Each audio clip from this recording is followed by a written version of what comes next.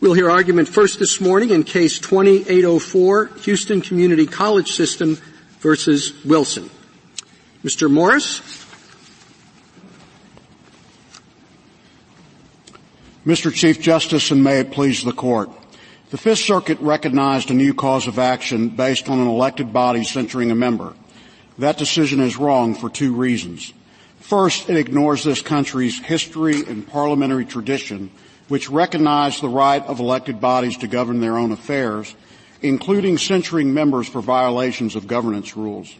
And second, it makes the free speech clause into both a cudgel and a shield.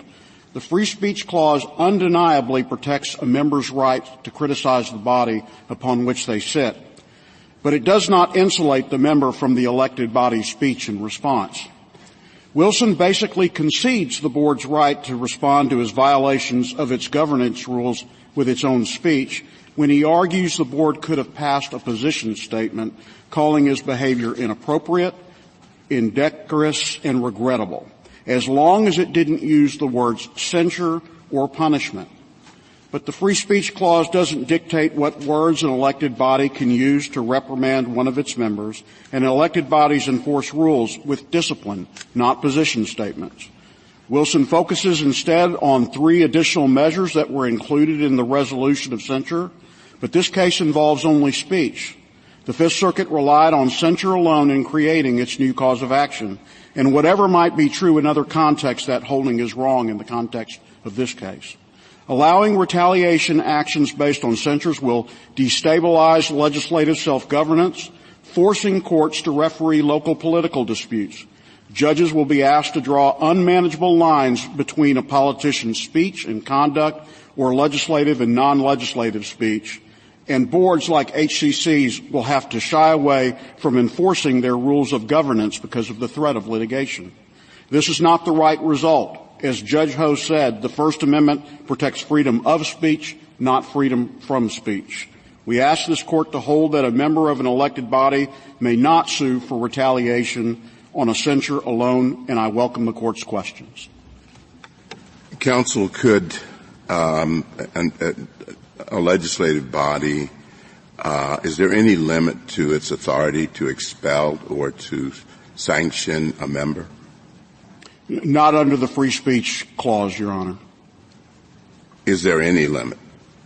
There might be limits, for instance, if we were speaking about an establishment clause. Well, let's just say if there's an expulsion for basically the conduct that we have here. That would be within the realm of the legislative body to police its own members. What about imprisonment? I'm sorry, Your Honor? What about imprisonment? What can't you do? I'm just asking to see whether or not there are any limits to sanctioning. Well, I think that imprisonment, which might have been common in the common law tradition of England, is not within this nation's history and tradition. So are there limits at common law as opposed to, as I understand your argument, you're saying that it's government speech and you can say what, you can censure him. But now you say the limits are based in history or tradition. Why don't we just look to history or tradition to see the authority of the legislature in the first instance rather than create this new doctrine? I think you can do both those things, and particularly agree that you could limit your opinion to finding that history and tradition support the tool of censure without expanding on this Court's government speech jurisprudence. Say that again. I think that this Court could reach a decision solely based on history and tradition, finding that censure is a tool of a legislative body, and based on that government interest, find in favor of HCC without speaking to the issue of government speech. Thank you. Well, a lot of the history and tradition that you talk about was before there was a First Amendment, right? That's correct. Well, I don't know how valuable that is then, particularly since with respect to some of the episodes, it was clear that the framers didn't like the result. There certainly were cases where the framers debated, particularly as it related to censuring of private citizens, whether that was not wise or not. But the parliamentary tradition of using censure as a tool to police members merely a government expression of public rebuke. That predated the founding of the nation and continued through it today. If you look at almost any manual or parliamentary history in this nation, you're going to find the tool of censure included within it. I represent public school districts in Texas. There are some 1,100 of them. All of them govern themselves by Robert's Rules of Order, which also has the tool of censure within it. To deny the tool of censure to a government body, particularly in the era of the Internet, which was far different than this Court faced when it recognized the remedy of free speech retaliation claim, is no small matter. These boards have very few tools to police their members, censure being one of the predominant ones and one that's been recognized for more than 200 years in this country. Justice Thomas's question begs a question here. I know that you say there should have been a cross petition on the other and sanctions imposed, but assume we disagree, just assuming that we're looking at rendering someone ineligible for an officer position, ineligibility for travel reimbursement, and added approval required for the use of community funds. Those were the three additional sanctions imposed. How do we deal with those? You've got an easy case on censure, historically. But how do we approach those? And I don't know that you've answered completely just the essence of Justice Thomas's question, which assume others withholding pay, not just reimbursement, but suspending somebody's salary, fining them, jailing them, removing staff. We could whole list of things. What's the lens that we use to determine whether those are within some sort of non-actionable First Amendment retaliation and which are? I think this Court should follow the Fifth Circuit's decision in that regard, as well as every other circuit that's considered the issue about other political punishments and found that elected officials don't have entitlements to those punishments, and so they're not sufficiently adverse to chill their speech. Well, you have entitlement to pay. Well, you have entitlement not to be jailed. That might be true among some elected bodies. That's not true amongst HCC. Those are all volunteer positions. They don't have pay. But I think more importantly, what I would suggest to this Court, that when it created the remedy in Pickering, it presumed, because of the disparity of power in that employment relationship. I don't see how Pickering is relevant here. This is not an employee of the legislature. And this is not someone the legislature picked. This is someone the people picked. So I would agree. To apply Pickering, which had to do with policy. I agree, Justice Sotomayor, that Pickering is not in any way controlling. I would simply offer that while it might have been correct in Pickering to presume that there's a chilling effect in an employment situation where an employer exerts tremendous leverage in the relationship with an employee and might silence their citizen speech, that's not true in the political arena. And these political punishments did not silence Mr. Wilson. And Trustee Wilson made it very clear that no reprimand would silence him. And as this Court said in New York Times versus Sullivan, elected officials are different than citizens. All right. You said jail is different or might be different. So write my opinion for me. Well, assuming that we're dealing with those other I'm not inviting you to write it for me in that sense, but hypothetically, how would you say, what are the things that legislatures what are the other things that are permissible to do? Well, I would say that the three political reprimands that were included in this case just do not rise to because the level. There's no entitlement to them. There's no entitlement to them, and and they would not otherwise have a chilling When effect. you say entitlement, I mean, they're part of the rules of the legislature that give you these things, so why aren't you entitled to them? Well, I think that the question really becomes, are the punishments, not every punishment gives rise to a free speech retaliation claim because not every punishment creates a chilling effect. And these are fairly modest punishments. Mr. Morris, I just wanted to clarify your answer to Justice Sotomayor. are all of these, are the limits that might constrain a legislature's ability to punish, with imprisonment, maybe derived from other provisions of the Constitution? Like maybe they're obviously going to be due process limits. Maybe even there's no historical basis for thinking a legislative body has the ability to jail a member. I mean, is that you're framing all of this in terms of the First Amendment in your response, and I'm wondering if that's really what you mean. Well, I do mean that I agree that there can be other limits, other textual limits in the Constitution and other procedural due process limits that might be afforded by state legislative bodies or local legislative bodies. And I have another clarifying question. Is it your position that the First Amendment is wholly inapplicable to the topic of legislative discipline, whether statements are uttered inside or outside of the legislative sphere? Or is it that the First Amendment applies, but that censure could never transgress its limits? The government's discipline of its members is simply not subject to First Amendment scrutiny, and this Court should not recognize the First Amendment retaliation claim in that context. Even in this Court's decision in Garcetti, the Court found that the government interest of providing services to the citizenry, coupled with concerns about separation and powers of federalism, led it to not recognize a free speech retaliation claim in that context. I would suggest to the Court that the government interest here, the body's ability to police its own members and enforce its own rules, which protects its integrity, protects public confidence, is a far more important interest than was at stake in Garcetti. Well, Mr. Morris, there is a kind of discipline which, of course, nobody would look askance at, which is to say that if a member acts inappropriately, takes a bribe or misuses funds or something like that, then, of course, the legislature has it in its power to do something. But the theory here is that the legislature is acting only because the member has taken unpopular stands, has been critical of the legislature as a whole.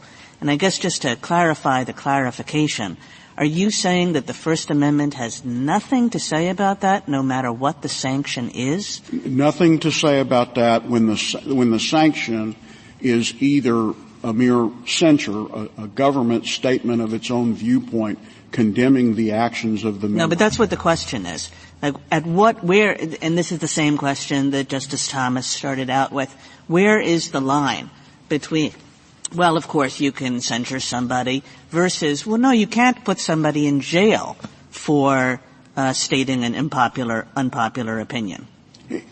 I think it's very difficult to prejudge the issue of a body that might incarcerate an individual. I don't know that that's within the history and tradition of this country. There are punishments, though, I would think, that might rise to the level of an expulsion that, might pose the outer limit. But even this Court recognized in Powell versus McCormick that the issues of expulsion are very different than the issues of exclusion, and maybe Bond versus Floyd sets the only outer limit, which was really about the refusal to seat a member. But once seated, the important government interest here is, different than in Bond, is that the body has a need to be able to use the tool of censure. Mr. Moore, do we have to get into any of this in this case? I thought the issue, all we had to decide was a mere censure does not trigger a retaliation claim, and I think it'll be difficult potentially to draw lines beyond that for the reasons the questions have raised. Is that accurate, that all we need to resolve is the mere censure? Justice Kavanaugh, that is absolutely correct based on this Court's jurisprudence. And because the Court found in favor of HCC on these other measures, HCC only petitioned the Court relative to the censure itself. And so Wilson's argument that this Court should consider the other measures would expand the judgment, and that's something this Court has said you can't do without filing a cross petition. Having said that, I will ask a hypothetical, which is suppose the censure had a resolution with it, as they do and did, and the censure resolution includes something that is false and defamatory about the censured individual. anything? Can you distinguish the censure itself from the statement in the censure resolution, and can the person bring a claim about the resolution, the speech in the resolution? Depending on the state, there may be state law remedies for defamation, but it wouldn't be something that the First Amendment speaks to. This court said in Paul versus Davis that sometimes there are injuries that the Constitution does not remedy, defamation being one of them. But here, Mr. Wilson has never contested that he did not violate the rules, and he's never contested that anything in the resolution is untruthful. He simply says that the government as a whole, the majority of the body, could not respond to his speech with its own condemning speech. And we think this court's precedent says that that's not true as a matter of history or this court's government speech jurisprudence. Suppose there are two factions contesting positions on a school board, and one faction narrowly wins, and when they get the majority, they say all of the things that were said by the other faction during the campaign were utterly despicable, and therefore we are expelling them all from the body. Would the First Amendment permit that? The First Amendment may not allow the expulsion if that reaches the outer limits of bond, but certainly the statement of condemnation that we're asking for, yes, it would certainly allow that. Well, it would allow a statement of condemnation. It might not allow expulsion. Could they take away all of the normal privileges of office from the other faction? So if members were allowed to use a special room, kick them out of the room, et cetera, et cetera. Yes, they could, because they police their own rules, and sometimes they exact political punishments. That's just part of the hurly-burly of politics, and if they overstep, then presumably the voters in that jurisdiction may take them to task for it. I see that I'm out of time. Thank you, counsel. Just one area I'd like to touch on briefly. There are collective governmental bodies and there are collective governmental bodies. I mean, let's say something like the Board of Patent Appeals censures one of its 3 members because they saw at a baseball game that he didn't stand for the national anthem. Do you analyze that the same way as this case? It's certainly not at the core of this case, where the resolution dealt with the performance of a member's duties, but I do think that the First Amendment will probably still allow that speech.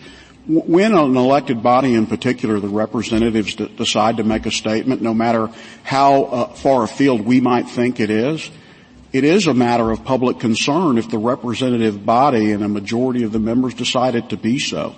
Well, is something like the Board of Patent Appeals a representative body?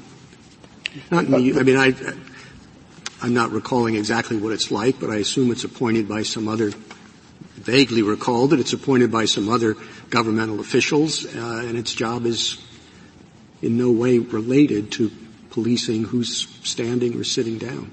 Well, HCC's position is we're arguing for a rule that would govern elected bodies, and perhaps the Solicitor General has a different view about other bodies, but I would say this, Your Honor, regardless of whether the body is elected or appointed, there are still political considerations, and as the Fourth Circuit recognized in Widener, even the humblest assembly of men needs rules to govern because you have shared decision-making on positions of policy.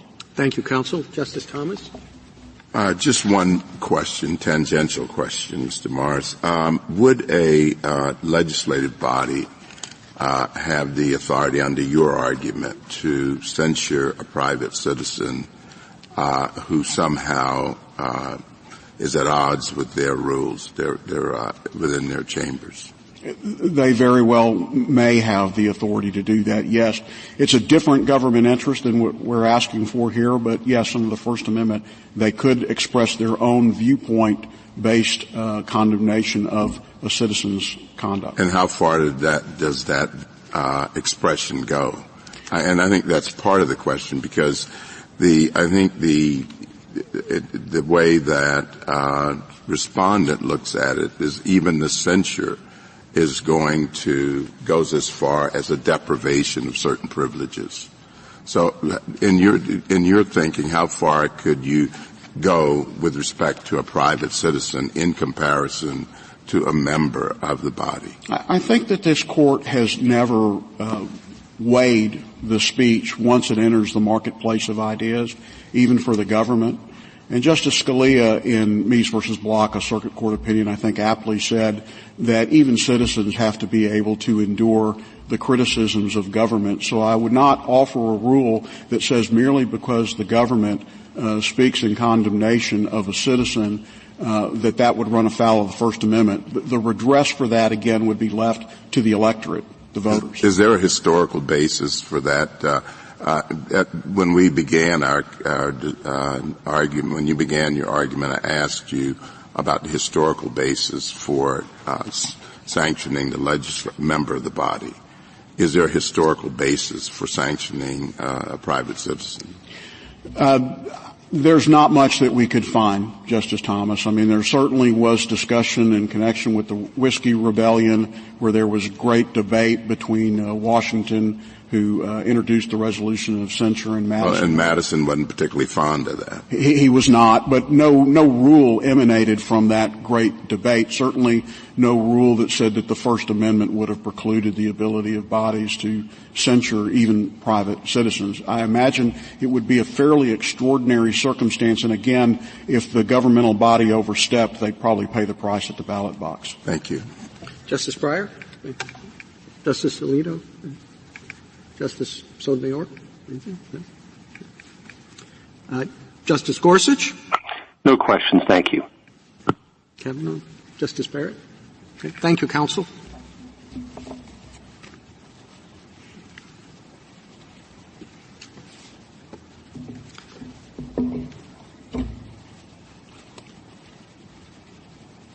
Mr. Joshi? Mr. Chief Justice, and may it please the Court. A censure resolution adopted by an elected body against one of its members does not abridge that member's freedom of speech. Elected bodies in our Anglo-American legal tradition have long entered disciplinary actions against their members, including for those members' speech, with no suggestion that it violated principles of free speech. More to the point, Congress, since 1791, has censured and even expelled its members for their private speech. The 1797 expulsion of Senator Blunt, the 1844 censure of Senator Tappan, and even a 2019 House resolution condemning the private speech of one of its members. In none of those instances was there any suggestion that those disciplinary actions abridged the member's freedom of speech within the meaning of the First Amendment. Now, as this Court has held in a variety of contexts, including the First Amendment, that kind of constitutional history is essentially dispositive and easily resolves the question presented in this case. Alternatively, you could view the censure here as a form of governmental speech, which under this Court's cases, therefore, doesn't violate anyone else's free speech rights. But either way, this Court should reverse the judgment of the Court of Appeals. Which of the two approaches is your preference? I think we would probably prefer the first one because it's narrower. This case is really overdetermined. I think in the briefs I've found, at least 5 different ways in which to reverse the Fifth Circuit, and as many members of this Court has said, easy cases sometimes make bad law, and so we would recommend taking the historical approach because it is the most cabined, and it is the one least likely to generate unintended consequences in other areas of law, some of which we set forth at the back of our brief. Mr. Joshi, is it clear to you that a history that's all about members of Congress applies equally to members of a local school board, part-time, unpaid? There are elected representatives and then there are elected representatives. Should we try to draw any distinctions? I'm not sure that's worthwhile, and for a couple of reasons. First, I think, in answer to a question that had been raised earlier, I think by the Chief Justice, the reason that the common law history predating the First Amendment matters is because just as in Tenney with legislative immunity, I think the idea is that the Constitution's grant of the disciplinary power and the expulsion power reflects a well-understood, universal, long-established tradition of legislative bodies. And then the idea there between, by analogy to cases like Tenney and Bogan against Scott Harris, because it's such a well-developed and well-understood power of these elected bodies, even in states or in localities where it hasn't expressly been codified in the Constitution, we should presume that unless some provision of positive law removes the power, that it exists by virtue of there being an elected body. And so I think just by analogy to legislative immunity, Tenney and Bogan, I would say the same thing should apply here. Is it even necessary for us to take that approach? Because if we say that the First Amendment allows forms of certain actions that have been historically taken by Congress against members of Congress, we're going down the path of drawing a line, perhaps, regarding the issue of which sorts of actions can be taken in retaliation for speech. But unless there's something special about the word censure, and maybe there is, this is a very easy case. One person says something derogatory about another person, and then the other person responds by saying something derogatory about the first person. That's not a violation. Nobody's free speech rights are violated there. So why not decide the case on that simple basis? Why get into the whole question of what a legislative body can do? What sanctions can be taken against one of its members if it's not happy with what the member said? I think that would be a fine ground on which to decide this case. I suppose we were just taking the case as it came to the court and as the Fifth Circuit decided it. And our proposition is that if you were to look at it, as a censure resolution adopted by an elected body, what the history tells us is first, that is within the traditional power of an elected body, and then second, that exercise, even if taken in response to a member's speech, does not abridge that member's freedom of speech. And so it's the combination of the power and the particular right that's being alleged to have been violated, and we're saying the history is really clear on that combination, and if that's all you say, that would not only resolve the case, but it would do so, I think, in the narrowest possible way. How clear is our own rule that we can't look at these other things that happened to him? It's true he didn't cross petition, but you also can affirm on a ground that's in the case that's reasonably related. I think we've done that quite a lot. I'm curious because suppose that Mr. Wilson bought a ticket to El Paso where he's going to speak to a group of high school students, and he buys some catalogs from the community college, and he wants to pass them out and criticize everybody in sight. The ticket cost him $500. It was a very expensive plane.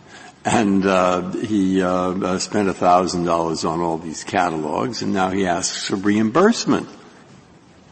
And everybody else is reimbursed. But the board says, read the resolutions, we're not going to pay you, you're out $1,500. Now that seems more of a question. Can we not get into that? And why not? And what's the answer to it? All right, so let me take those in order. I think the first question is, can you get into it, as in, is this jurisdictional? No, it's not. This is clearly a matter of the court's prudence. The second question is, well, is this an example of simply affirming on another ground? I'm not quite sure it is, and here's why. First of all, you wouldn't be, you would be reversing that portion of the Fifth Circuit's judgment that expressly said that those did not form, that he hadn't stated a claim for those. But second, I think, and again, this is not a jurisdictional issue, but for example, if you were to just affirmed the judgment, or if you had denied cert in the first instance. I'm not sure the Fifth Circuit's mandate would have permitted him on remand to seek discovery and then seek a theory of damages related to those other actions. He could only, I think, seek damages for the censure itself, at least according to the Fifth Circuit's judgment. So I do think it wouldn't just be an affirmance of the judgment, it would be an expansion of it, which would ordinarily require a cross-petition. But setting all of that aside, I think your question was, on the merits, what if they denied him funding? That is admittedly a much more difficult case, but I think what you would do in that scenario, if you adopt our first historical argument, is you would ask the same question. Is this the kind of disciplinary power that has been exercised by elected bodies? And then would the exercise of that power in response to a member's speech abridge that member's freedom of speech? And on this front, I guess I can offer just analogies, right? So, for example, we know that it's a long traditional power for an elected body to strip members of committee assignments and committee chairpersonships and other plum positions that also come sometimes with perks of the job. And those have never been thought to be abridging anyone's freedom of speech. In fact, those sorts of things are often done purely on a viewpoint basis. And so where is the line that you would draw, Mr. Joshi? What are the impermissible responses to speech? It's hard to come up with an infinite catalog of them. I will offer, one, for example, this court in Kilbourne against Thompson specifically addressed imprisonment and made clear that although Parliament could exercise that power, in America, we split apart. One of the reasons Parliament could do that was because it also sat as a court of review. Here in America, we separated out the judicial, the executive, and the legislative functions, and so that power to imprison, to the extent it remained in Congress. How about docking the salary of a representative? So fines have certainly been a traditional form of punishment. Indeed, in the most recent House censure in 2020, they fined the member $50,000. My understanding, I read in the paper this morning that the House has fined another member for violation of rules, and those fines have accrued. So to the extent you think docking salary is analogous to fines, that would be a permissible punishment. That said, candidly, we have not found a history of Congress, especially in the framing area, having imposed a fine as discipline in response to a member's speech. So I can't tell you that there is a historical justification in the same way I am for the censure that a fine would be permissible, but that's the kind of argument that I think would be made. How about taking away a member's staff and really all the things, all the ability to serve in the job, whether it's committee assignments or floor privileges or, essentially just stripping the member of any ability to do the job as his representatives thought he would? Again, those could present difficult and maybe fact-sensitive questions, but I think at least from the historical side, you would search for analogies to those kinds of actions. My guess, as I said, is that committee assignments and chairpersonships and any associated perks, bigger office, maybe a slightly bigger staff, those would probably be fine, and I think we could probably find a historical justification for it. I mean, does this strike you as a fruitful endeavor, is to try to figure out what they did several hundred years ago with respect to these very specific kind of punishments? I mean, maybe we'll find them and maybe we won't, and maybe we'll just pick out our friends in a crowd. That could well be right, but I guess my point here is that, and I'll just come back to, this is a really easy case, and so on this easy case, because there is this very obvious historical tradition of censuring and expelling members, including in response to their speech on a viewpoint basis, with no suggestion that it abridged the member's freedom of speech, that is a really easy way to decide this case, and that's the kind of mode of analysis this Court employed, for example, in Minnesota Republican Party against White, Nevada Ethics Commission against Carrigan, and even the concurring opinion in that case. And because that history is so obvious, that is the sort of narrowest ground on which to resolve this case, and we think the safest ground, simply because it'll just avoid any broad statements here that might be obvious in the easy context of this case that could be lifted out of context and inadvertently have some spillover effects. Do you think that legislative bodies are different from other multi-member government bodies with respect to all of this? For example, multi-member administrative agencies or multi-member appellate tribunals? So as far as history goes, yes, because we do have a historical tradition of elected legislative bodies exercising discipline over their members. I can't really say the same about multi-member appointed bodies like the patent board or like a multi-member court. So given that our argument there doesn't work, some of the other arguments in the Is there some conceptual reason to draw a distinction? I suppose I would turn to the distinction this Court drew in Minnesota Republican Party against White, in which it said because there wasn't a history of elected judges and because the early elected judges shortly after the founding really were sort of politicians in robes, they would run judicial campaigns, that lack of history suggested that a rule preventing the judge from speaking on important matters of public interest might violate the First Amendment. And so I think that would be the sort of analysis you would say, is that if there isn't a history to back it up, then I think you have to resort to sort of more traditional First Amendment analysis. In a case like this, I suppose it might be, would a similarly situated person or judge of ordinary firmness have been chilled? But that's exactly the kind of analysis I think you don't need to get to here, because, as this Court has said in a variety of contexts, when the history is clear, and the history is clear that this sort of exercise of discipline does not abridge the member's freedom of speech, that essentially resolves the question presented. But, Mr. Joshi, to go to Justice Kagan's point, if we decide the case that way, then doesn't that suggest that the analysis for all the different kinds of disciplinary measures or sanctions that Justice Kagan and others have identified, that would be the right analysis to apply, thereby getting into this question of, well, what was the history with respect to docking pay or stripping people of plum assignments, et cetera?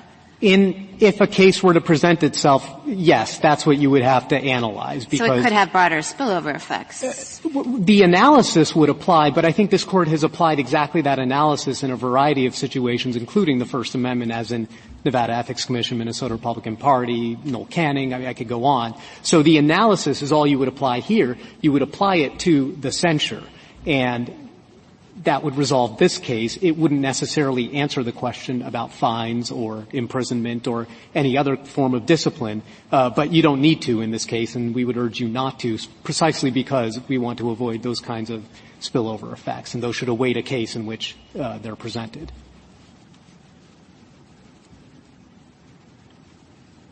Thank you. Thank you, counsel. Justice Thomas, anything further? Just one question. The resolution of censure, which we all agree that's the subject, right? Yes. It includes, be it further resolved that the respondent is hereby publicly censured for his conduct. That's, you say we can resolve it on that. But the next paragraph in that censure resolution is, be it further resolved that the respondent is ineligible, and it goes on to impose the other sanctions. On what basis do we disaggregate the resolution? I think first, as I answered Justice Breyer earlier, because that was the ground on which the Fifth Circuit decided the case, and that's the question before you here. In terms of, why would we disaggregate? The confusion is we have one document that is the resolution of censure. But you're saying that we only dispose of it on the first paragraph, on the basis of the first paragraph I read. Yeah, because I think the constitutional analysis should turn on substance, not on form. Or, as this Court has said, the Constitution considers substance, not shadows. So you have to look at each form of punishment, and you might consider them together if you think together they're sort of chilling as a whole. But in this particular case, the substance of the censure resolution on which the Fifth Circuit reached its decision was just the pure censure. The other elements are not before you, but I think would require separate analysis. As I discussed with Justice Breyer and Justice Barrett earlier. Well, I think the confusion is that the resolution doesn't make that clean distinction. It's all part of the censure resolution. That's true, but I think, if I don't think the analysis would necessarily or ought to turn on if the body imposed 4 forms of discipline in 4 resolutions or imposed all 4 of them in 1 resolution in 4 paragraphs. That shouldn't change the constitutional analysis. I think you still need to look at each form of substantive punishment and ask, is this the kind of punishment that was thought to have abridged a member's freedom of speech if done in response to the member's speech? And if the answer is no, and then you move on to the next one and you go down the line. And it doesn't matter if they're contained in 1 document or 4 documents. Justice Breyer? Justice Sotomayor? Anything further? Justice Kate? Justice Gorsuch, anything further? No, thank you. Justice Kavanaugh and Justice Barrett. Thank you, counsel.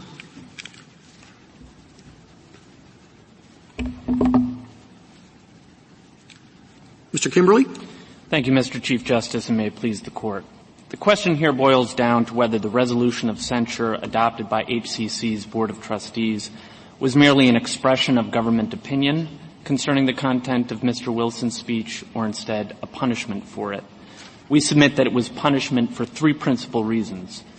First, the resolution imposed concrete penalties. These were baked into the censure itself, both by its express terms at Petition Appendix 44A and also by operation of the Board's bylaws at JA 66. As a consequence, Mr. Wilson was, among other things, denied travel reimbursements and access to $5,000 in community affairs funds for a period of 1 year. Second, the censure concluded with an express command that Mr. Wilson must immediately cease and desist from further criticisms of the Board upon threat of further punishment that would have extended the period during which his privileges of office were denied to him. And finally, the censure imposed these penalties pursuant to the Board's official disciplinary authority. The resolution thus recited several rules codified in the Board's Code of Conduct. It made formal findings that these rules had been violated by Mr. Wilson's speech, and it concluded that he was therefore worthy not just of a verbal response, but of formal discipline, of sanction, and that is precisely what it delivered. Against this background, Your Honors, our submission is that HCC is simply wrong to say that this resolution was merely an expression of opinion. An elective body's formal exercise of its disciplinary authority to enforce a code of conduct, its official invocation of its disciplinary authority to find rule violations, and its self-described imposition of sanctions for those rule violations is punishment and regulation. It is not expression of opinion. Simply put, the censure resolution here was a serious penalty intended to chill and deter, and because it was adopted in response to conceitedly protected speech, it violated the First Amendment. I'm happy to take the Court's questions or otherwise move on to the balance of my Petitioner seems to suggest that, or argue that, if the courts get involved in this, that we would be involved in the rough and tumble of politics, and that it would not be productive. What would be your response to that? It's twofold, Your Honor. The first is that our theory here, and what we're asking this Court to hold, is limited to formal disciplinary measures in response to speech. Now, what is that? What is formal disciplinary? So, formal disciplinary, I think it has 3 elements. The first is there is an identification of certain rules of conduct. There is then a disciplinary process by which it is determined that those codified rules of conduct have been violated, and there is in turn the imposition of sanctions for those violations. This is a distinction that is familiar to elective bodies at the local level throughout the country. They know the difference between disciplinary proceedings on the one hand and merely adopting a position statement on the other hand. Our theory is limited exclusively to this invocation of disciplinary proceedings and sanctions for rule violations. And I should say that the direct answer to Your Honor's question is that sort of response to speech is extraordinarily unusual. My friends on the other side can point to 11 examples in all of American history in which an elective body has censured somebody or imposed any kind of discipline for speech taking place outside of the legislative sphere. And so there's no reason, Your Honor, to think that this is going to pull courts into local politics, because really all we're talking about is the machinery of discipline, which is distinct from mere exchanges of ideas in the marketplace of ideas. So just to make sure I understand your answer there. In other words, obviously take this situation where there's a formal resolution. What if that on the floor of however the community college board meets, somebody said, we should make clear that we find Mr. Wilson's conduct reprehensible and think he's not acting according to the way that a board member should act, and blah blah blah. All in favor say aye, and there's aye. Any opposed? One or two people. Would that bring you to the same position, or just because of the formality of the statement, the result is different? Well, the short answer, Your Honor, I think is no. The hypothetical that you're describing would not represent a First Amendment violation. I think it's critical to recognize that this is not just a formality. Bylaws of local elected bodies throughout the country recognize an important distinction between disciplinary proceedings and other proceedings. And they provide trial-like protections before censures may be imposed.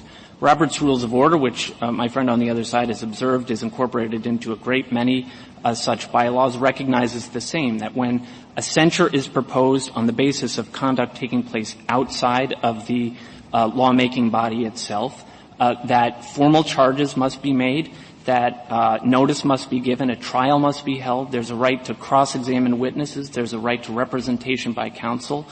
All of these very serious procedural measures intended to protect the rights of individuals accused of violating a code of conduct are reflective of an understanding that an official censure is in fact a very serious issue. So what you're saying is that they could do, putting aside the second paragraph, everything in the first paragraph, so long as they didn't do it under a formal procedure. Your Honor, everybody who wants to censure Wilson, vote aye and all that. In other words, it's the formality that makes a difference? It's not the formality, Your Honor. It's the fact that this resolution recited 3 rules of conduct and made findings officially on behalf of the elective body itself, a governmental body, that Mr. Wilson's speech transgressed these codified rules. If the resolution in Your Honor's hypothetical does the same, I don't think what's important for our purposes is whether or not the steps are actually followed. I think the question is, in form and substance, is the resolution a disciplinary resolution? Does it rely on a codified rule? Does it hold that speech protected by the First Amendment violates that rule? And does it in turn impose a sanction in consequence? That is, I think, exactly what the Court had in mind in Laird against Tatum when it said that what the First Amendment is concerned about is regulatory governmental actions. And that's precisely what we have here. We have the invocation of a rule of conduct and a formal determination that speech protected by the First Amendment violates that rule. We also have broad contextual indications that this kind of censure has a real chilling effect. We have, as I said, the sort of procedural protections that are recognized all throughout the country and historically have been. In addition, we have the Congressional Research Service, cited at page 28 of our red brief, indicating that many lawmakers, before suffering the indignity of a censure, will decide to resign instead. That's a clear indication that this is that lawmakers whose speech are the ones who are concerned about being chilled by such measures are indeed chilled by such measures, so much so that sometimes Kimberly, they resign. I think I'm still stuck on the distinction you're drawing, so let me give you a contrasting set of examples. In one, the legislature says, we think he's walking around saying these terrible things about the board, and we're going to pass a resolution, call it a resolution, that just says he's fomenting distrust of the board, and he should be censured for that.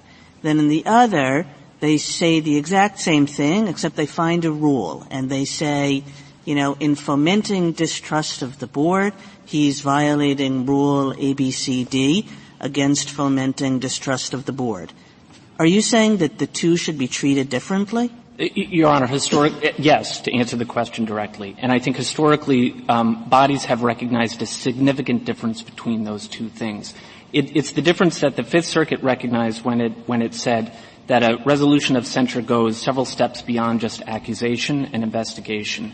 In your first hypothetical, I would take that as an accusation. What we have in the second example is a determination that, in fact, a rule of conduct has been violated.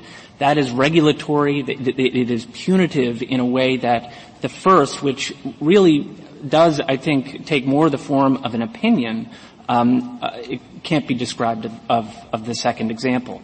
I would say also that the hypothetical is in important ways counterfactual because, as I note, before an elective body can adopt the sort of resolution that Your Honor has described in the second half of your hypothetical, virtually all provide the sort of procedural protections which imply a certain gravity to the situation that we think is importantly reflective of the very serious nature of a formal disciplinary censure. I would add, Your Honor, that the line that we're proposing to the Court, which is that when there is an invocation of a exercise of formal disciplinary power, the identification and recitation of a rule of conduct, a formal determination that speech has violated that rule, and the imposition of sanctions as a consequence, even when the sanction is only a censure, is a clean and administrable rule. My friends on the other side offer two different versions of the way that you can reverse the Fifth Circuit, and both implicate really terrible line-drawing questions. In the first, if a censure is merely speech, and by the way, I'd like to come back to this censure plainly is more than speech because it does impose practical penalties on Mr. Wilson. But if a censure is merely speech, Justice Alito, to come back to your question, there is no basis for distinguishing between a censure by a non-elected body versus an elected body. There's also no difference between, Justice Thomas, coming back to your question, the difference between a censure leveled against a private citizen and a censure leveled against a member. It's all just government speech, according to my friends on the other side. And so there would be no reason to think that it wouldn't be free from First Amendment scrutiny in those other circumstances as well. If you buy the federal government's argument instead, and you think that these sorts of disciplinary issues are simply beyond First Amendment reach, you have all kinds of problems with determining, well, I think the Court would, I certainly would hope that the Court would say that an elective body like HCC's Board of Trustees can't imprison Mr. Wilson. Well, can it fine him $50,000? Well, this isn't exactly imprisonment. I mean, it's a question of the political organization of the United States. There are legislatures, there are committees, there are state governments, and we are a court which is just part of it. We don't run it. And since we don't run it, the other parties also have to have some powers, and one of the powers typically is power of administration, power to control the kinds of things others say within the body, what's appropriate, what isn't, and I think that's what the Fifth Circuit was driving at. Reimbursing expenses, how you get elected to a committee. I mean, when people are on the committee, who's going to be the chairman, or who's going to be this, or who's going to be that. People can vote for any reason they want who are members of that committee. And the same is true on which expenses you can run, which expenses you can't run. So we get into the business of starting to really oversee this, and we've changed the government structure significantly. I think that lies at the bottom of the argument.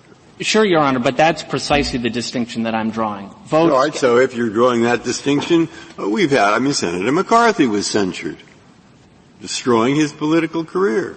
That was up to the Congress. And in terms of administrative expenses, every day of the week. the committees over in Congress vote as to what's going to be paid, what isn't going to be paid, who's going to be paid it, etc. I think that's what the Fifth Circuit had in mind. So if there is a line, why doesn't this pretty clearly fall on the legislative responsible part? Your Honor, those questions about how to constitute committees and who holds leadership positions on the committee are all matters of internal governance to the elective body.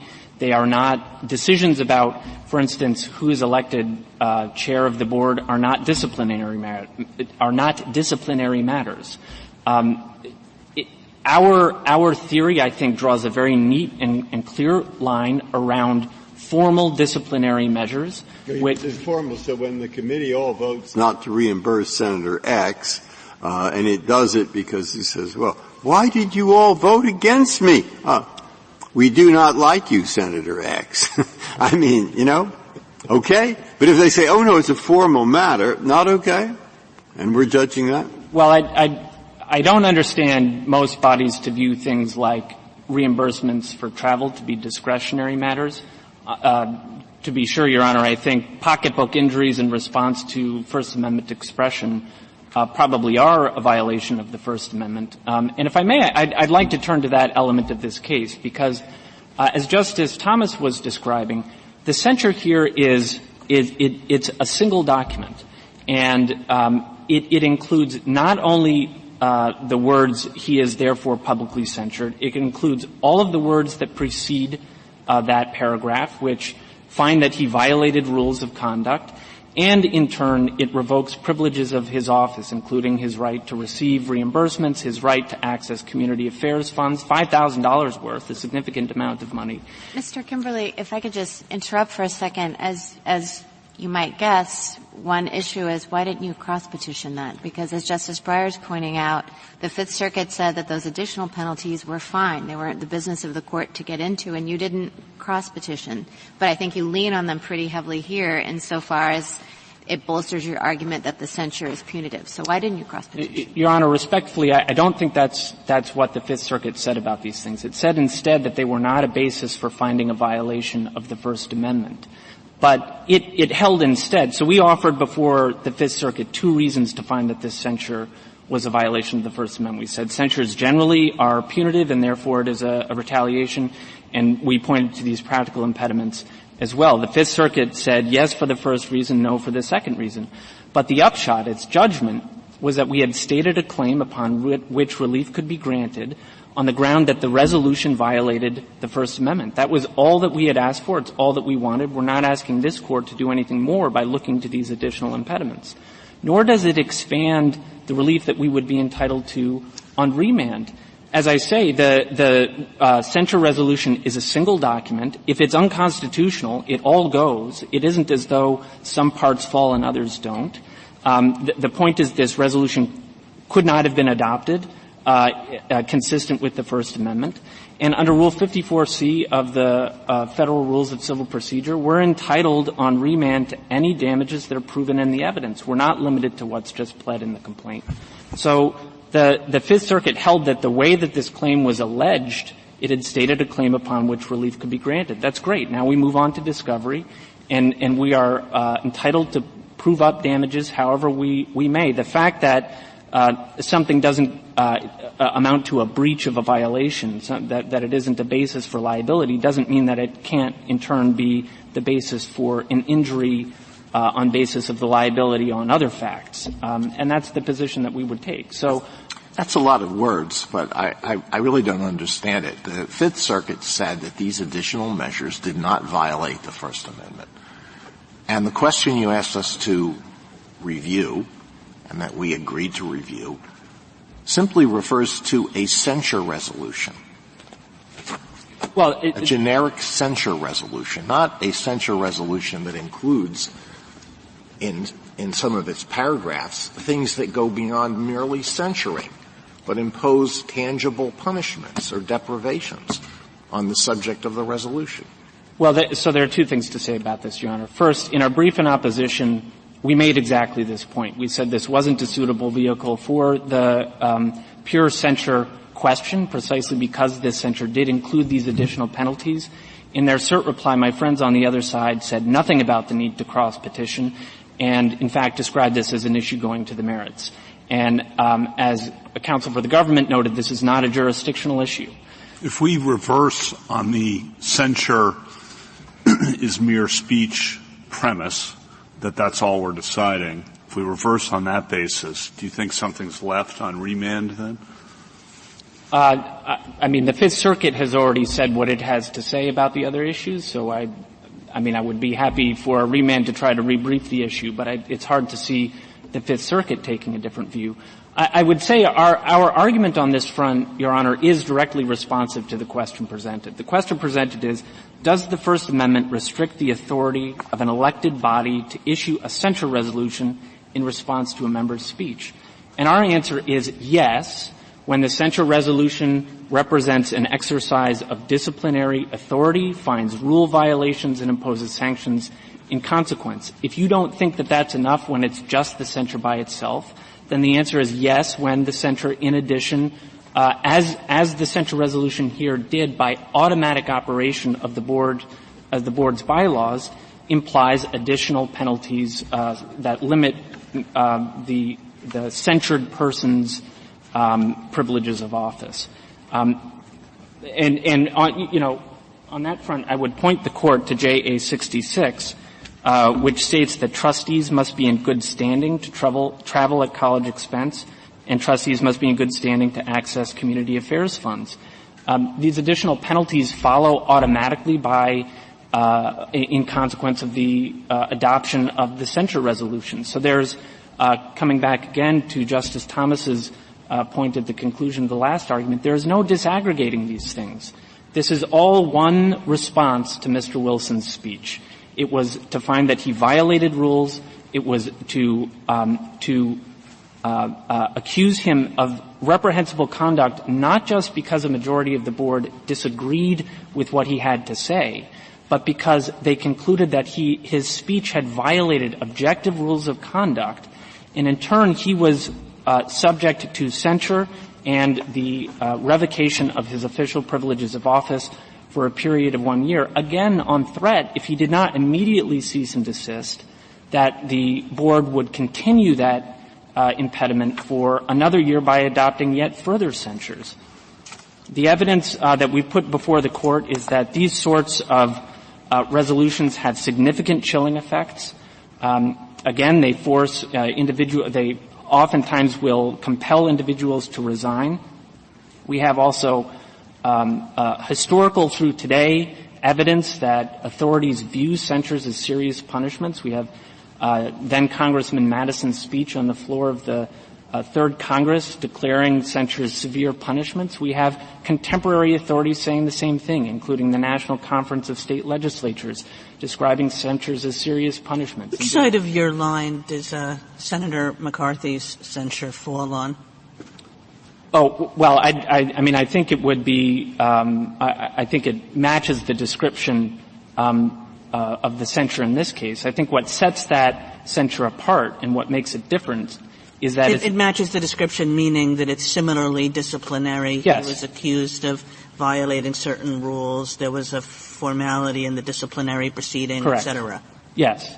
And the reason that it was not a violation of the First Amendment, however, is because the speech in that case was speech within the legislative sphere. Mr. McCarthy had himself put his speech into the congressional record. It was not put there by those who were censuring him. So it's within the legislative sphere. And within the So everything would have been different if it were a question of Senator McCarthy's public speeches? Public speeches outside of the legislative sphere, yes, I think that's so. And indeed, the lengthy months-long proceedings leading up to the adoption of that censure were all focused on his conduct within the legislative sphere, and specifically his conduct at committee hearings, which would fall within that same scope. Within that scope, the free speech right of elected officials is defined by the speech or debate clause, which and its corollary, the discipline clause, which make clear that speech within that context may be disciplined. We're not quarreling with that at all, and I think that is responsive to my friend on the other side and his position about history. and tradition. We don't dispute that one bit, and the Court needn't say anything about that. That certainly is consistent with tradition to censure legislators for speech within the legislative sphere, but not a single one of the examples cited by the United States is a censure for speech that is protected by the First Amendment outside of the legislative sphere. Well, it seems to me that, and certainly this is the argument that your friends on the other side stress, I mean, if you prevail, then whenever there is a censure resolution, the response is going to be a lawsuit against the board for defamation, libel, and that would then go to the courts, and they would have to resolve that.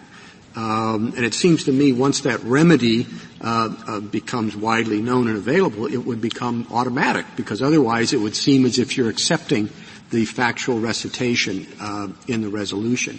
And so the traditional legislative body debates would all end up in court, and then the court would have to decide a essentially political question that's divided the members of the board, and that seems an unsatisfactory result. Your Honor, I would have to disagree with the characterization. I don't think anything about ruling in our favor and affirming the Fifth Circuit would open the doors to defamation and libel suits. This Court in Paul against Davis said that those sorts of suits are generally off the table, that mere offense from defamation generally does not arise to a constitutional level, and we don't disagree with that.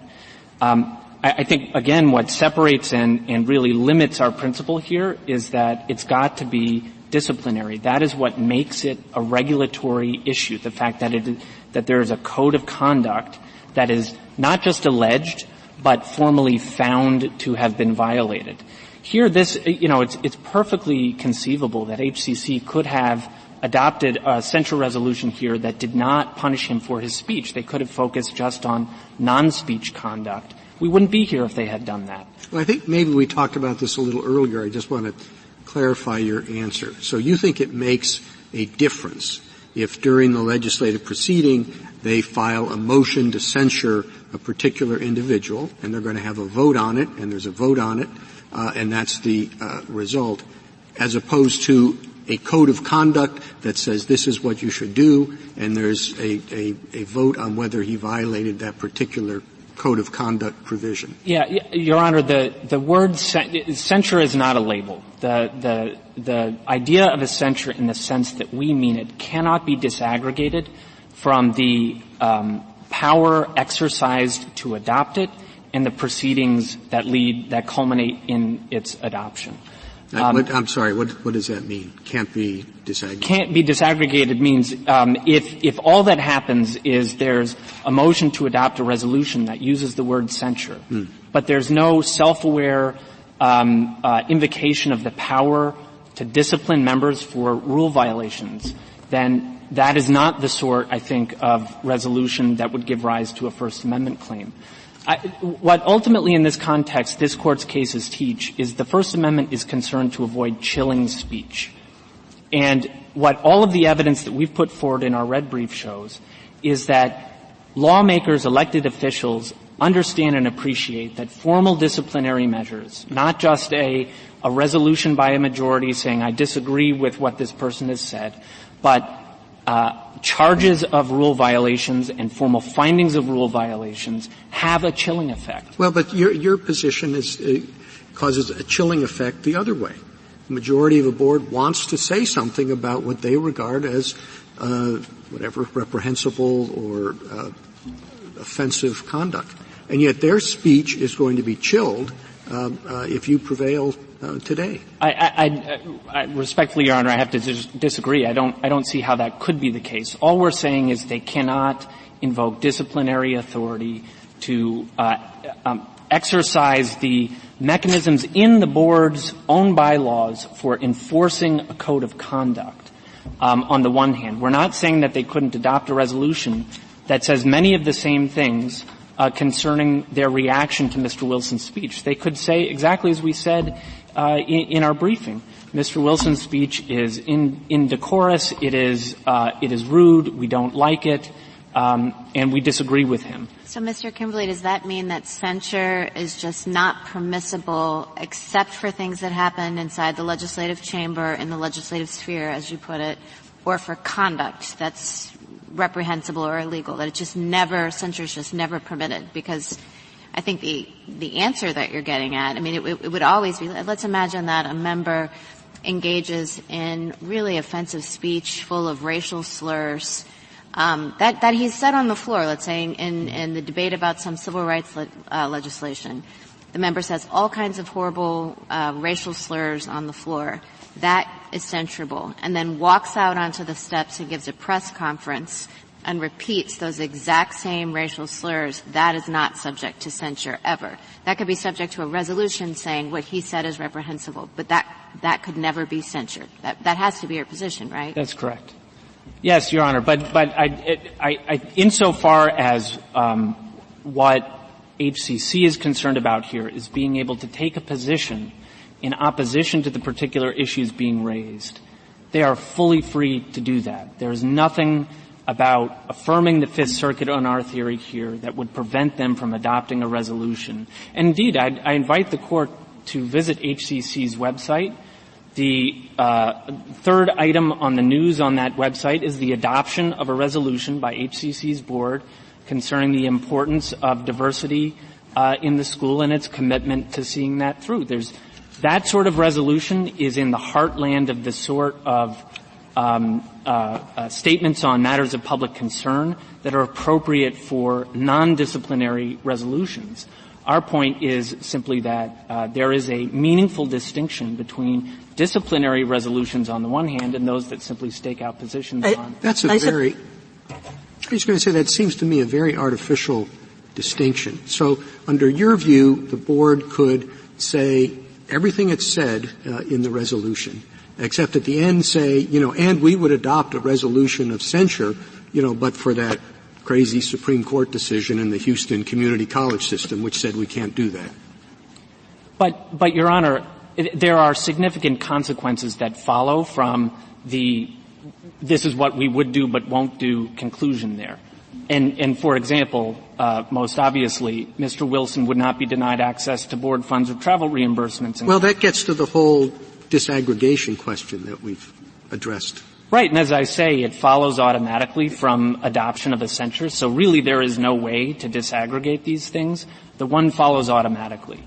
So, I guess my point is, in addition, there are those significant procedural protections are designed to ensure a certain solemnity to the proceedings, that it's not just done willy-nilly, that it isn't, it's reflective also of the fact that members of elective boards throughout the country take these proceedings seriously. It just is not something that is done routinely the way that my friends on the other side describe it, or otherwise they'd be able to come up with more than 11 examples in 115 years of this sort of thing happening. It just doesn't happen precisely because members of elected bodies understand that it is a serious matter to activate the disciplinary machinery of a formal governmental body and impose sanctions in response to speech protected by the First Amendment. I mean, just to go further with the questions that Justice Barrett and the Chief Justice raised,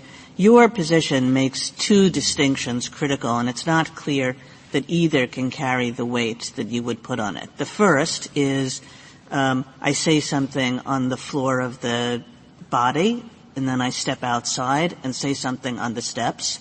That's one distinction. And the second is the board, the legislature, says he said terrible things, we hate them, we disapprove of them, we censure them on the one hand, and then says the exact same thing except adds the words, and he violated provision XYZ. And, it's just not clear that either of those distinctions should matter in the end. Well, I think the question whether they matter has to turn on the question whether one will chill and the other won't.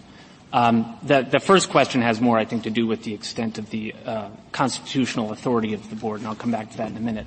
But the distinction in the second distinction that you raised, the most that I can point you to, Your Honor, is, again, the Congressional Research Service suggesting that elected lawmakers resign before facing the ignominy of this kind of proceeding. They don't resign because a majority of the board or the elective body disagree with them, and even when they're willing to express that in a resolution, there is evidence that they do resign and, again, are entitled to all sorts of protections when it's presented as a formal disciplinary matter. In the second example, in the first example, I would say that this is a critical limit on the constitutional discipline authority, both recognized at the federal level, but more importantly in federal common law applicable to state and local elective bodies. They have authority to maintain order within the jurisdiction of their body when they're doing official work and holding meetings. That authority is effectively unlimited within that context, but outside of that context is circumscribed by the First Amendment. I don't think that's a radical idea. I would say overall, Your Honors, the pressing theme here on the other side is that Mr. Wilson is free to continue speaking, notwithstanding the censure resolution in this case. But the upshot of the United States and HCC's arguments is that he has to simply accept that he would be subject to discipline for violating the code of conduct in order to continue engaging in the speech that he has. And this is speech on matters of public concern. This is a board with an extremely checkered history. Airing these issues is extraordinarily important. And there is no question we submit, Your Honors, that to reverse would be to chill this sort of speech moving forward. Thank you. Thank you, Counsel. Justice Thompson, Justice Breyer, anything further? Justice Alito? I'm not sure I understand exactly where you come down on a number of the issues that have been raised. Does everything that you say apply whenever the word censure is used, or does it depend on an allegation and a finding that there was a violation of a rule? It's the second, Your Honor. It depends on exercise of disciplinary authority to find a rule violation and impose sanctions. So if a body issues a censure, a public censure, without alleging that there was a violation of a rule, then there's no First Amendment violation. They're simply speaking. If that censure is not properly considered an exercise of disciplinary authority, yes, Your Honor. I don't think there's a constitutional rule against use of the word censure in response to speech. And the reason for drawing a distinction between those situations is your assertion that a censure issued after an allegation and a finding of a rule violation has a greater chilling effect than anything that can be said, any derogatory statement that can be said about a member without alleging and finding a violation of a rule. Yes, it's a tiger of a different stripe for two reasons. One, we know historically that it has a chilling effect that mere counter speech does not. But I think it also slots us into what the Court recognized in Laird against Tatum, that when the government action is regulatory and punitive, we have a code of conduct here. We have an alleged violation, and it's being applied to speech. That is a violation. But it comes down to the degree of chilling effect. Is that correct?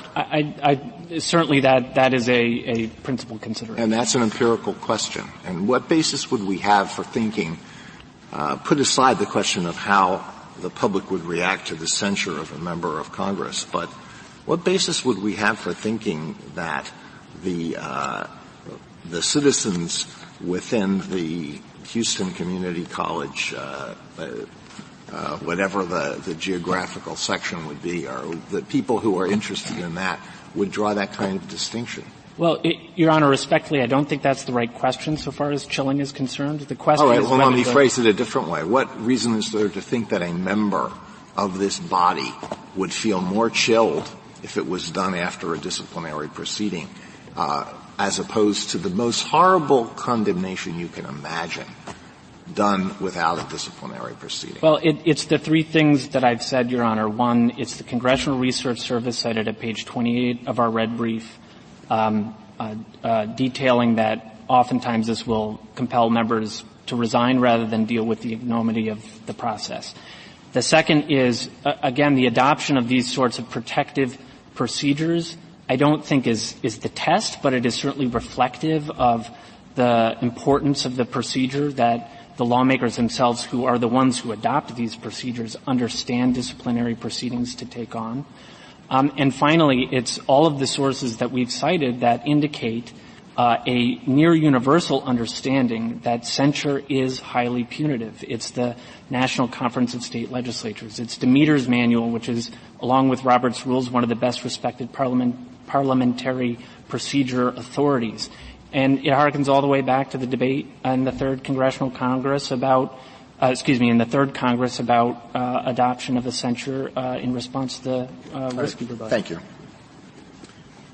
So what do we – I don't quite understand your distinctions. Let's assume they don't say – they just get together and say, we don't like what you did. We don't like you going to community events and lying about the board. We don't like you and what you did. You say that's okay, correct? Correct. But if they say, because we don't like you, we're not going to put you as a board member, is that okay? As a board officer? Yes, that's okay, because of course the body has it's a matter of internal governance. And is it okay for the board to then say, because you act so inappropriately, assume that you go off and use curse words, we're not going to let you automatically access community affairs funds, but you have to come and get our approval. Is that okay? I think that's a harder case. It's not presented here without the disciplinary element to it. I think that may well be a claim because what's the disciplinary element? Both he was not permitted to incur travel costs unless he got permission, and he wasn't permitted to access community funds without permission. What's wrong with that? The fact is and what I'm saying, the distinction if there isn't the sort of formal process that you would right. And so that's, I think, an important and substantive distinction. But I think even on its own, the injury that you've just described may well give rise to a First Amendment retaliation claim because it is a hard and fast pocketbook injury. So how is it hard and fast? What the Fifth Circuit said was he's not entitled to these funds. He always has to seek approval. The fact that they've changed the manner of approval, he still wasn't entitled to them without approval. Well, I guess the point, Your Honor, is that one doesn't need to be entitled to something for it to give rise to a first, like a government contractor is not entitled to win a contract, but if it's denied a contract for reasons protected by the First Amendment, that would still give rise to a First Amendment retaliation claim. Thank you, counsel. Justice Kagan, any further? Justice Gorsuch? Nothing here. Thank you. Justice Kavanaugh? Just to be crystal clear, your argument would be the same even if the last paragraph of the resolution were not there. I think the case is easy because it's there. Our argument would be the same our argument, we would still be urging the Court to affirm, and I think the Fifth Circuit got it right. Thank you. Justice Barrett? Thank you, counsel. Thank you. Rebuttal, Mr. Morris? If I understand my friends on the other side's argument, it's that the board was free to excoriate Mr. Wilson in a general statement, but if it tethered that to a rules violation, then somehow that crossed the line of the First Amendment. But the board offers two interests here. It offers its interest to be able to speak in response to Mr. Wilson, who was no stranger to the hurly-burly of politics and who was publicly using a website to accuse his fellow trustees of crimes and violations of law without supporting evidence. But if you tethered that to a rules violation, then that would violate the First Amendment. The upshot of the position that's being offered to you as a neat and tidy solution of line drawing in this case is that the board can enforce its own rules through the tool of censure, something that history says this Court has allowed, that legislative bodies of all types have done since the founding of the nation. That's a problem. Elected officials these days can be their own independent misinformation machines, and they can do great damage to institutions, all on social media. And to say that bodies cannot point to their rules and say that violates our rules of conduct and we want to punish you for that, that somehow it becomes a First Amendment violation precisely because the government relies upon its rules when asserting its interest is problematic. Mr. Wilson also didn't assert a due process challenge here. He merely complains that he could not have been censured, and censure in and of itself is nothing more than a form of public condemnation. As to what will be the impact if this court were to affirm the Fifth Circuit's ruling, to the Chief Justice's concern, it will spawn lawsuits. And courts will have to engage in reviewing the sausage makings to Justice Thomas's concern about resolutions where things are not disaggregated. If affirmed, this case will go back to the Fifth Circuit, and I presume the Fifth Circuit would have to give a limiting instruction under its ruling, asking a jury to answer the question of whether Mr. Wilson was entitled to mental anguish damages solely on the basis of the words in the censure, but not on the other measures, because the Fifth Circuit said those can't give rise to a free speech retaliation claim. There's a Harvard study, a note about this case, and we've cited some data as well in our briefing. While it may be unusual in the U.S. Congress to censure, local bodies do it about once every other day in any given year. And they do it for all number of reasons, including for conduct that takes place outside the body. I see that I'm out of time. Thank you, counsel. The case is submitted.